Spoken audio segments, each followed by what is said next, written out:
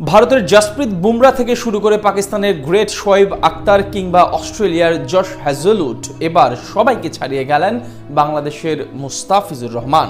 One day ফরম্যাটে এমন এক কীর্তি করলেন তিনি যেখানে তার ধারে কাছেও নেই বর্তমান জেনারেশনের কোনো বোলার। নিউজিল্যান্ডের বিপক্ষে গত ম্যাচে 5 উইকেট নিয়ে পৌঁছে গেছেন একেবারে সবার উপরে। বুমরা শোয়েব আখতারদের পেছনে ফেলে তবে কি এমন কীর্তি করলেন মুস্তাফিজ, চলুন জানি রিপোর্ট। আজ থেকে ঠিক 11 বছর আগে পাকিস্তানের বিপক্ষে ছিপছিপে গড়নের এক ছেলের অভিষেক হলো আন্তর্জাতিক ক্রিকেটে। অনেকটা আনকমন প্রশ্নের মতোই বিশ্ব ক্রিকেটে আগমন হলো মুস্তাফিজুর রহমানের, কিন্তু মাত্র কয়েকদিনের ব্যবধানে হয়ে উঠলেন জগতের আলোচিত বোলার। পাকিস্তানের বিপক্ষে সিরিজ জয়ের পরপরই এলো ভারত ক্রিকেট দল। এবার তাদের বদরনায়ক মুস্তাফিজ। এক ম্যাচে নিলেন বিরাট কোহলিদের 5 উইকেট, অন্যটায় 6। এই তো পথ চলা। সাতক্ষীরার প্রত্যন্ত অঞ্চল থেকে উঠে আসা মুস্তাফিজ যথারীতি বনে গেলেন দেশের ক্রিকেট ইতিহাসের এক আলোচিত নাম। আর আজ 11 বছরের ব্যবধানে তিনি সাদা বলের ক্রিকেটের সর্বকালের সেরাদের একজন, যার প্রমাণ সময়ের সেরা জসপ্রীত বুমরাহ থেকে শুরু করে ইতিহাসের অন্যতম বড় পারফর্মার শোয়েব আখতারকে পেছনে ফেলে নতুন বিশ্ব রেকর্ড গড়ার দ্বার প্রান্তে বাংলার কাটার মাস্টার। নিউজিল্যান্ডের বিপক্ষে ওডিআই সিরিজের প্রথম ম্যাচের ঠিক আগ মুহূর্তে হাঁটুর ইনজুরিতে পড়েন মুস্তাফিজ, যার কারণে সেই ম্যাচে সহ দ্বিতীয় ওয়ানডেতেও সাইড বেঞ্চে বসে থাকতে হয়েছে তাকে।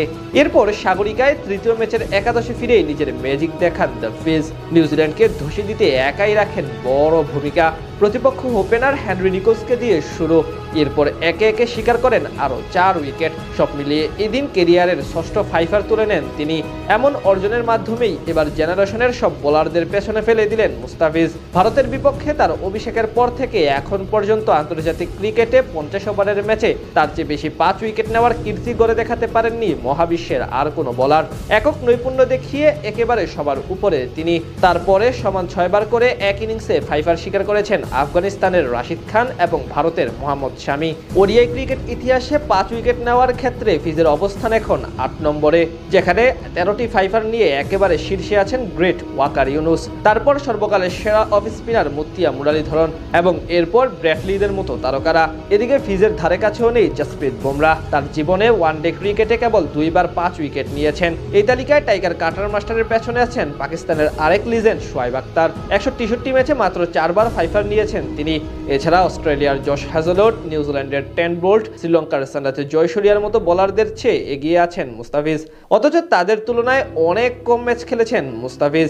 এখন পর্যন্ত 120টি ওয়ানডে ম্যাচে 187 উইকেট শিকার করেছেন তিনি মাত্র 5.16 ইকোনমি রেটে। আর এক ইনিংসে 5 উইকেট নিয়েছেন মোট 6 বার। সাদা বলে ফিজের এমন সাফল্য এবং পরিসংখ্যান নিশ্চিতভাবে বাংলাদেশের জন্য এক গর্বের কারণ। বল হাতে ঠিক এই রিদমে তিনি ছুটে চললে সামনে আরো বড় ইতিহাস গড়তে পারেন তিনি, যেটা বড় চলে আরো বড় অর্জন হবে তার জন্য। পাশাপাশি বাংলাদেশ দলও তার কাঁধে ভর করে এগিয়ে যেতে পারবে আরো অনেক সাফল্যের দিকে।